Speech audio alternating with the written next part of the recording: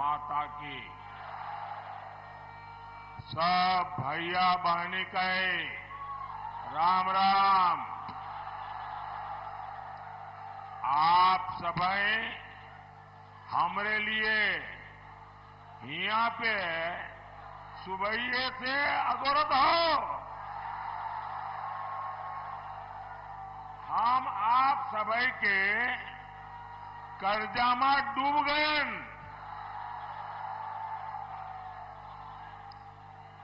आपके इस कर्ज को मैं और ज्यादा मेहनत करके चुकाऊंगा।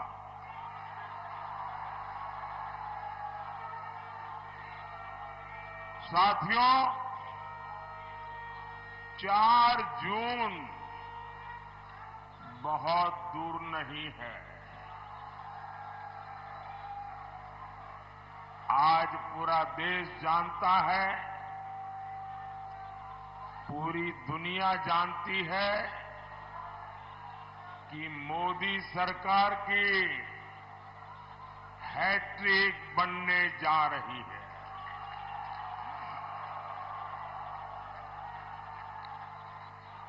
नई सरकार में मुझे गरीबों के लिए, युवाओं के लिए, महिलाओं के लिए, किसानों के लिए बहुत सारे बड़े फैसले लेने हैं। और इसलिए मैं बाराबंकी और मोहनलालगंज के लोगों से आशीर्वाद मांगने के लिए आया हूं।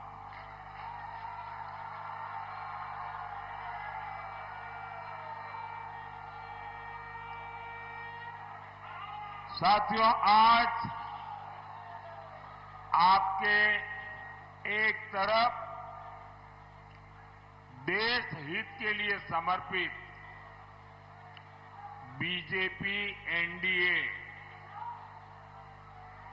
इसका गठबंधन है, और दूसरी तरफ देश में अस्थिरता पैदा करने के लिए इंडी गठबंधन मैदान में है। जैसे जैसे चुनाव आगे बढ़ रहा है, ये इंडी वाले ताश के पत्तों की तरह बिखरना शुरू हो गए हैं।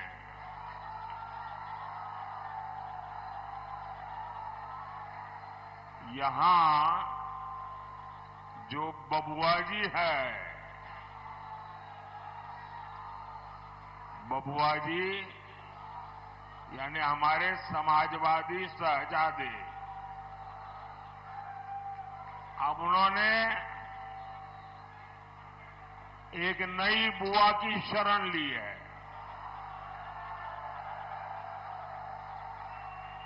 ये उनकी नई बुआ जी है बंगाल में। और ये बंगाल वाली बुआ जी ने कह दिया है, इंडी वालों को कहा है कि मैं आपको बाहर से सपोर्ट करूंगी। इंडी गठबंधन की एक और पार्टी ने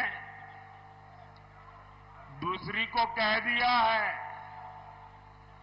खबरदार, जो हमारे खिलाफ पंजाब में बोला, पीएम पद को लेकर भी सब मुंगेरी लाल को भी पीछे छोड़ रहे हैं।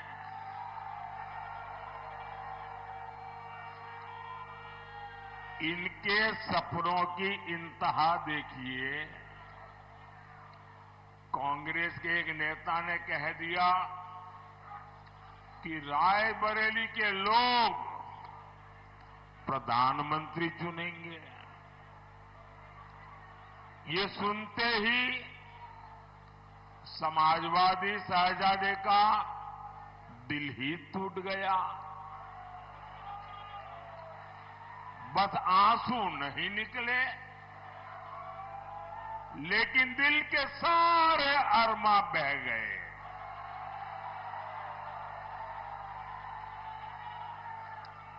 अब आप बताइए, इस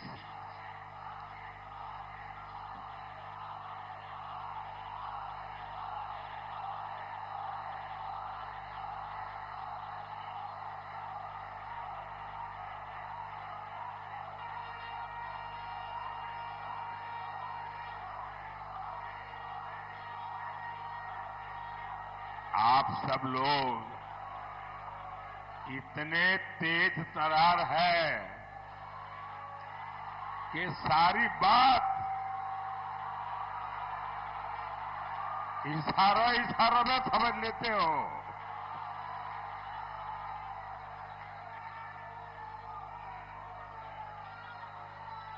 अब आप बताइए,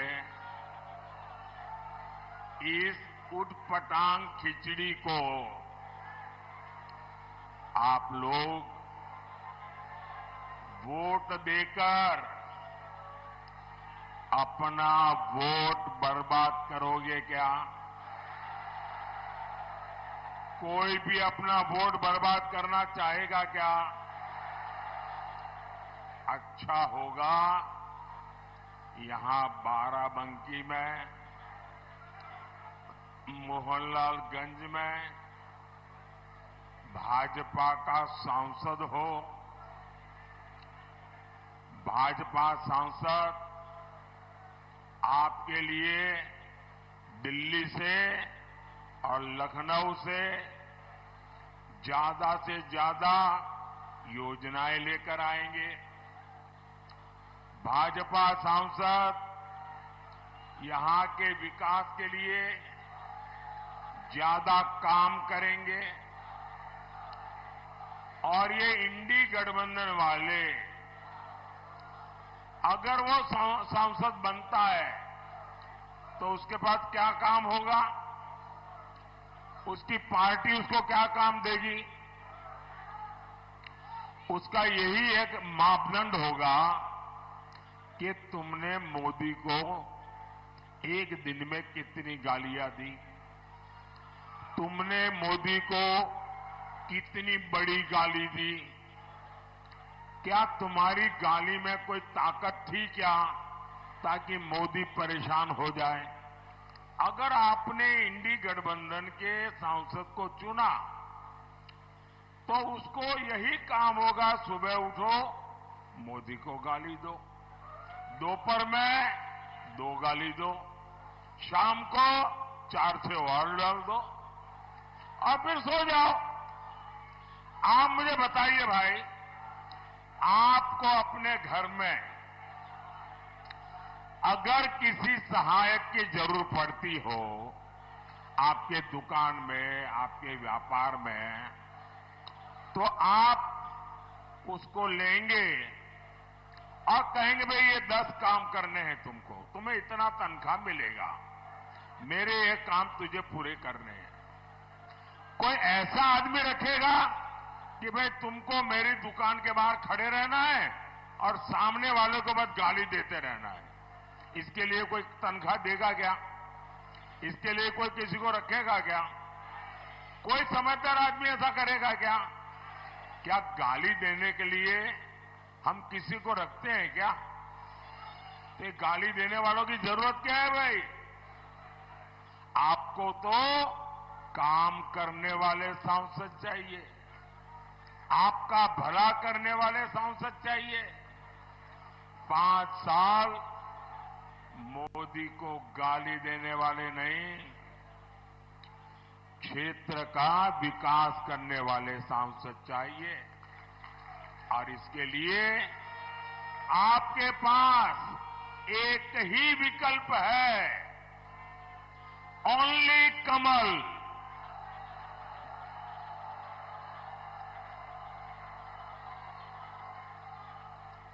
और इसलिए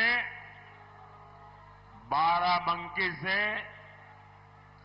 बहन राजरानी रावत जी और मोहनलालगंज से भाई कौशल किशोर जी को हर बूथ पर विजयी बनाना है। साथियों, जब देश में दमदार सरकार होती है तो फर्क भी साफ साफ दिखता है। कमजोर सरकार का क्या है? आज है, कल नहीं है। कमजोर सरकार का पूरा फोकस इस बात पर होता है कि किसी तरह उनकी गाड़ी चलती रहे, समय पूरा हो जाए। आप मुझे बताइए, यहां नौजवान भी है, किसान भी है, तो बड़ी आसानी से समझ जाएंगे। आप मुझे बताइए, 100 सीसी के इंजन से 100 सीसी के इंजन से आप 1000 सीसी की रफ्तार ले सकते हैं क्या? ले सकते हैं क्या? आपको विकास की तेज रफ्तार चाहिए तो वो सिर्फ दमदार सरकार ही दे सकती है, बीजेपी सरकार ही दे सकती है। साथियों, भाजपा की दमदार सरकार का मतलब क्या होता है, ये हमारा अवध बेहतर जानता है, उससे भला अच्छा और कौन जान सकता है। यहां बाराबंकी से लोग राम नाम वाली ईंट लेकर अयोध्या के लिए पैदल निकले थे।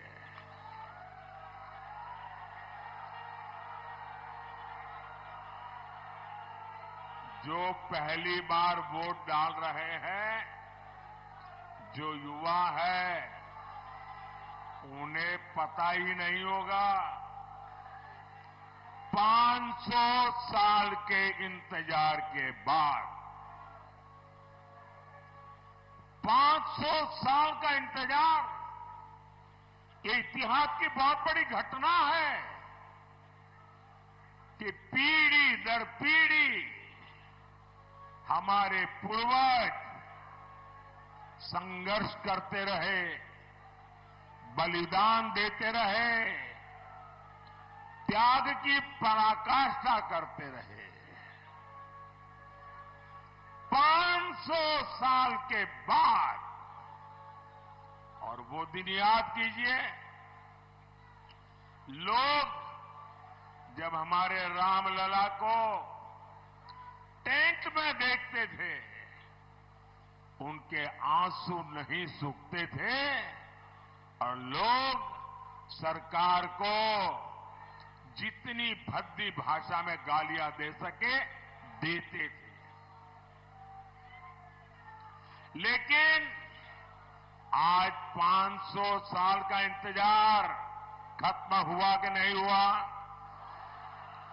500 साल का इंतजार खत्म हुआ कि नहीं हुआ? रामलला भव्य मंदिर में विराजित हुए कि नहीं हुए? किसके कारण? किसके कारण? किसके कारण? किसके कारण? अरे भाई, मोदी मोदी मत करो, ये तो आपके एक वोट के कारण हुआ है। ये आपके वोट की ताकत है, जिसने एक दमदार सरकार बनाई, एक मजबूत सरकार बनाई और आपका 500 साल का इंतजार समाप्त हुआ। आपका वोट 500 साल का इंतजार खत्म कर सकता है।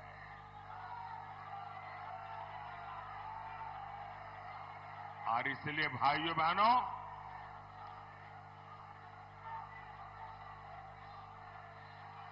कमल के निशान पर बटन दबा के आगे भी ये दमदार सरकार बनानी है और दमदार फैसले भी लेने हैं। लेकिन साथियों, दूसरी तरफ ये कांग्रेस वाले, ये सपा वाले क्या कह रहे हैं? पहले इन्होंने रामलला को टेंट में पहुंचाया, फिर अपनी वोट बैंक को खुश करने के लिए इन्होंने कहा यहां मंदिर की जगह कोई धर्मशाला बना दो, कोई स्कूल बना दो, अस्पताल बना दो। अब जब मंदिर बन गया तो उन्होंने इतना पेट में जहर भरा पड़ा है, इतना जहर पड़ा है, पता नहीं उनकी राम से क्या दुश्मनी है। रामलला की प्राण प्रतिष्ठा का निमंत्रण ठुकरा दिया।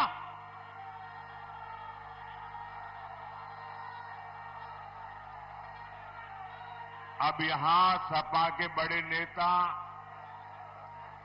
यहां तक कहते हैं, और वो भी रामनवमी के दिन कहते हैं, ये राम मंदिर को बेकार बताते हैं, भद्दी भद्दी बातें करते हैं। और कांग्रेस तो राम मंदिर पर सुप्रीम कोर्ट का फैसला पलटने की तैयारी कर रही है। सपा कांग्रेस वाले, जब मैं ये कहता हूं ना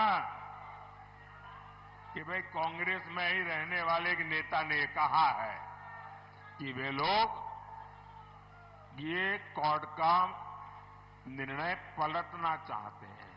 कुछ लोगों ने, यार ऐसा तो कैसे हो सकता है, भ्रम में मत रहिए। देश जब आजादी का आंदोलन कर रहा था ना, और देश के टुकड़े करने की बात आती थी, तो देश का हर व्यक्ति क्या, नहीं यार देश के टुकड़े थोड़े होते हैं, देश के टुकड़े होते हैं। हो गए कि नहीं हो गए? इन्होंने कर दिया कि नहीं कर दिया? ये किसी भी हद तक जा सकते हैं जी। इनका ट्रैक रिकॉर्ड ही ऐसा है। इनके लिए देश वेश कुछ नहीं है भाई, उनके लिए तो उनका परिवार और पावर, यही उनका खेल है। सपा कांग्रेस वाले सरकार में आए तो रामलला को फिर से टेंट में भेजेंगे और मंदिर पर बुलडोजर चलवा देंगे। क्या योगी जी से यही सीखना है क्या? अरे जरा योगी जी से ट्यूशन लो, बुलडोजर कहां चलाना कहां नहीं चलाना।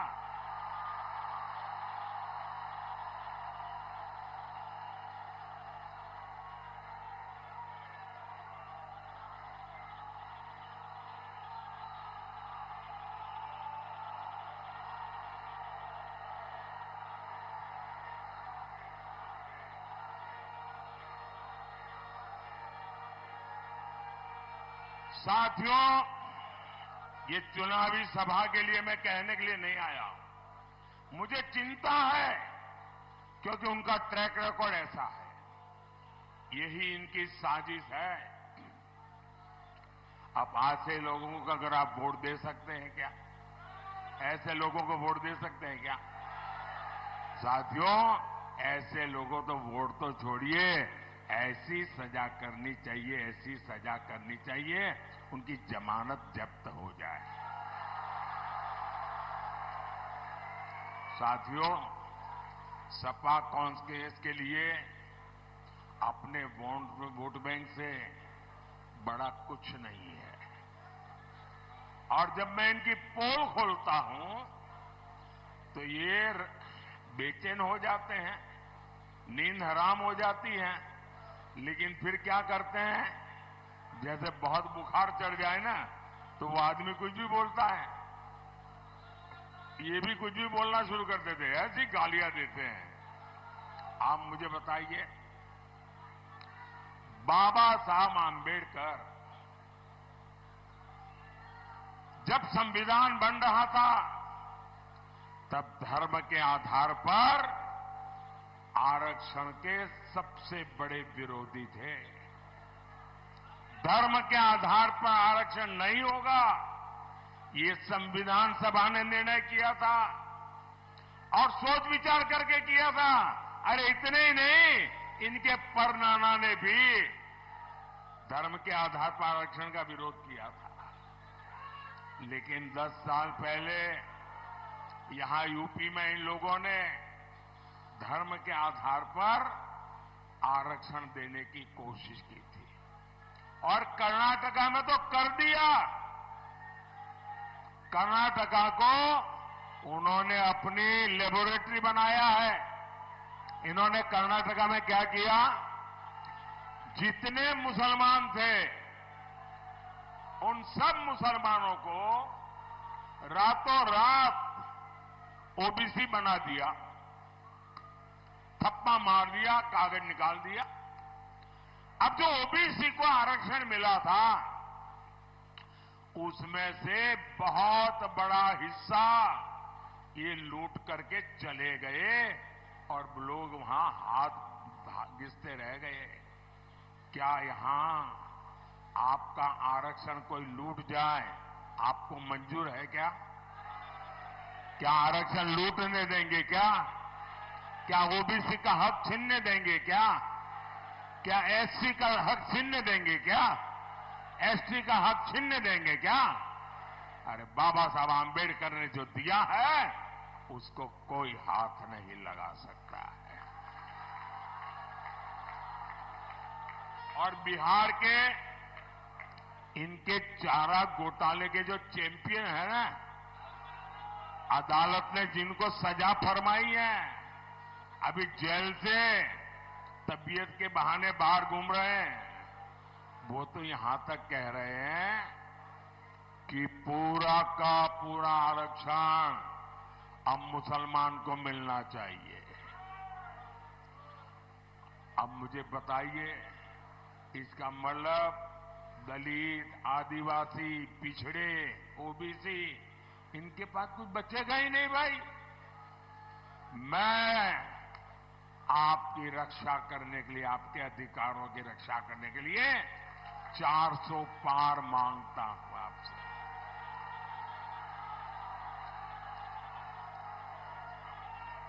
कांग्रेस के शहजादे कहते हैं ये नया ले आए हैं भाई। वो कहते हैं कि आपकी कमाई का एक्सरे करेंगे, मतलब आपका लॉकर में क्या है, आपकी जमीन कितनी है, गहने कितने हैं, सोना कितना, चांदी कितनी, आपके मंगलसूत्र कहां है, वो लूट चलाना चाहते हैं।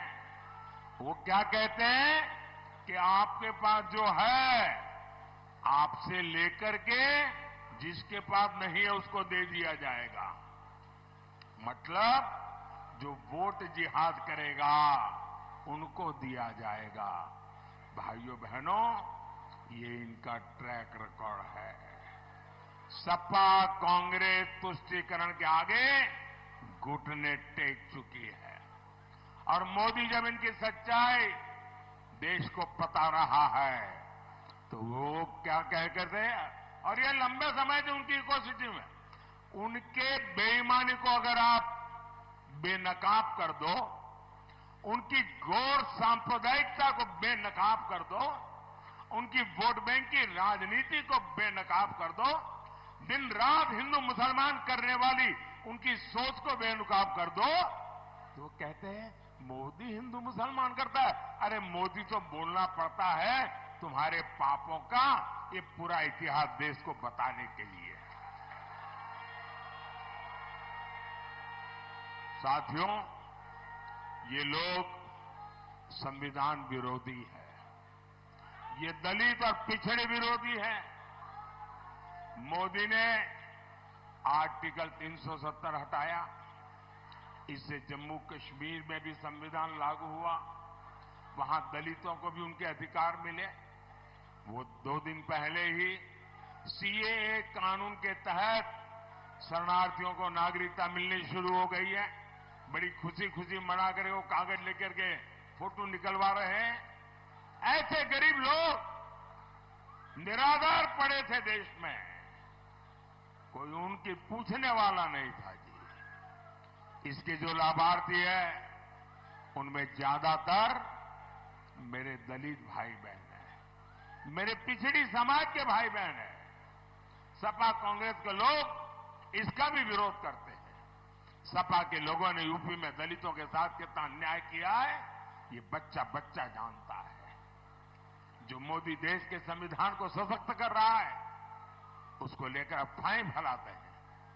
संस्कार देखिए साथियों, भाजपा सरकार बाराबंकी के किसान राम शरण वर्मा जी को बड़े गर्व के साथ पद्म पुरस्कार देती है, पद्म सम्मान देती है। कृषि में उनके योगदान को नमन करती है। और ये कांग्रेस ही बेनी बाबू जैसे वरिष्ठ नेता का डगर डगर अपमान करते हैं और ये देखकर भी सपा के शहजादे चुप रहते हैं। वो बेनी बाबू जिन्होंने देश और समाज की सेवा में पूरा जीवन खपा दिया, उनको इस तरह अपमानित किया है कांग्रेस सपा ने। साथियों, भाजपा सरकार सबका साथ, सबका विकास, सबका विश्वास, सबका प्रयास इस पवित्र मंत्र पर चलती है। मुफ्त अनाज हो, मुफ्त इलाज हो, पक्का घर हो या सस्ता गैस का सिलेंडर हो या नल से जल हो, ये बिना भेदभाव सबको दिया जाता है। आपको याद है ना सपा के शासन में क्या होता था? अरे उस समय बिजली भी जो बोर्ड जिहाद करेगा उसके लिए रिजर्व रहती थी, बाकियों को बिजली नहीं मिलती थी। और मैं आज एक और बात कह रहा हूं, जिस वोट बैंक के पीछे लोग भागते हैं, वोट बैंक की अब इनकी सच्चाई समझने लगे हैं। 3 तलाक कानून से खुश हमारी माताएं बहनें बीजेपी को लगातार आशीर्वाद दे रही है। भाई और बहनों, राम काज से आगे अब राष्ट्र काज का समय है। राम काज की प्रेरणा राष्ट्र काज के लिए है। यहां मैठा की खेती बहुत होती है। ऐसी हर कृषि उपज से जुड़े प्रोसेसिंग उद्योग के लिए यहां अनंत संभावना है। बाराबंकी, मोहनलालगंज के छोटे किसानों को पीएम किसान सम्मान निधि के भी करीब करीब 1,600 करोड़ रुपए मिले। यहां का गमछा मुझे भी भेंट दिया गया। अब ये गमछा बहुत प्रसिद्ध हो रहा है और हमारे योगी जी ने जो 1 डिस्ट्रिक्ट 1 प्रोडक्ट का मिशन चलाया ना, आज मैं भी दुनिया में कहीं जाता हूं तो मैं गिफ्ट क्या लेके जाऊंगा, मुझे दिमाग नहीं खपाना पड़ता है। मुझे लखनऊ में यूपी सरकार की वेबसाइट पे जाता हूं, योगी जी का 1 डिस्ट्रिक्ट 1 प्रोडक्ट देख लेता हूं और मैं कहता हूं भाई चलिए ये 6-7 चीजें ले लो, वहां दे देंगे लोगों को। योगी जी की सरकार ने जिस प्रकार इसको जीआई टैग दिया, इसकी प्रसिद्धि की है। साथियों, आप तो जानते हैं मैं 2014 से काम में लगा हूं, स्वच्छता अभियान, सफाई कर रहा हूं। देश साफ सुथरा होना चाहिए कि नहीं होना चाहिए? स्वच्छता होनी चाहिए कि नहीं होनी चाहिए? और हमारे मोदी जी और हमारे योगी जी भी सफाई कर रहे हैं, वो भी सफाई होनी चाहिए ना। दुर्गंध आती है तो नींद आती है क्या? तो दुर्गंध हटानी पड़ती है ना। तो योगी जी वो काम भी बड़े अच्छा कर रहे हैं। और ये सफाई होने के कारण अब उत्तर प्रदेश में निवेश का माहौल बना है। लोग विश्वास के साथ उत्तर प्रदेश में उद्योग धंधे के लिए रुपये लगाने के लिए तैयार हुए। साथियों, जहां जहां राम के निशान है उन क्षेत्रों को रामायण सर्किट के तहत विकसित बनाने की योजना। यहां तो सतरिक आश्रम है जहां राजकुमारों की शिक्षा दीक्षा हुई थी। महादेव कॉरिडोर के विकास का काम भी चल रहा है। ऐसे विकास कार्य हमारी विरासत को भी सशक्त करेंगे और पर्यटन उद्योगों से युवाओं को नए अवसर भी देंगे। साथियों, विकास और विरासत ये विकसित भारत बनाने के लिए आपके आशीर्वाद मांगता है। आपको भारी मतदान करना है। ज्यादा से ज्यादा मतदान करेंगे, ज्यादा से ज्यादा मतदान करेंगे, ज्यादा से ज्यादा लोग मतदान करने के लिए निकलेंगे। सुबह 10 बजे से पहले मतदान होगा। पहले मतदान फिर जलपान, पहले मतदान फिर अब आप ऐसा तो नहीं होगा जलपान याद रखोगे और मतदान भूल जाओगे, ऐसा नहीं होगा ना। अच्छा, पोलिंग बूथ जीतोगे, सभी पोलिंग बूथ जीतोगे, पुराने सारे रिकॉर्ड तोड़ोगे। अच्छा, मेरा एक काम करोगे, क्या कमाल हो यार, ठंडे हो जाते हो। जरा हाथ ऊपर करके बताइए, मेरा काम करोगे क्या? ये चुनाव वाला काम नहीं है, मेरा पर्सनल काम है। करोगे? पक्का करोगे? अच्छा, घर घर जाइएगा, ज्यादा से ज्यादा परिवारों में जाइएगा। परिवार में हर बुजुर्ग परिवार के मुखिया के साथ बैठिएगा, उनको कहिएगा मोदी जी आए थे और मोदी जी ने आपको राम राम कहा है। मेरा राम राम पहुंचा देंगे, हर घर में पहुंचा देंगे। बोलिए भारत माता की, भारत माता की। बहुत बहुत धन्यवाद।